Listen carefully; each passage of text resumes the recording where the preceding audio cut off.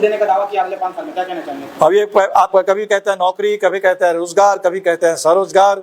तो अगले 5 साल के लिए जो भी दावा करें, वादा करें, वो तो आगे की बात है।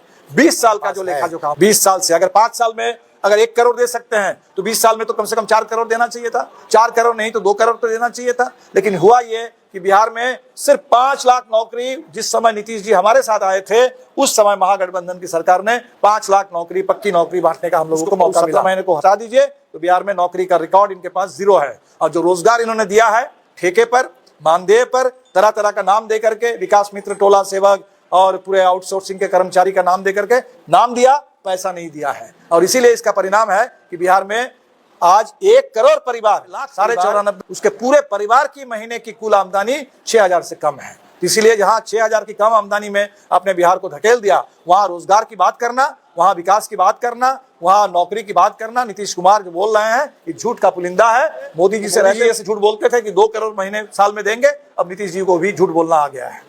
जिस तरीके से आपने कहा, क्या बिहार में पलायन कमेंगे अगर आपकी सरकार आती है तो बिल्कुल हम लोगों की ये कोशिश रहेगी सबसे पहले कि बिहार से पलायन तभी कम होगा जब बिहार के अंदर रोजगार मिलेगा, और रोजगार सिर्फ नहीं, बिहार के अंदर मजदूरी भी बढ़ेगी। बिल्कुल इसीलिए हम करेंगे।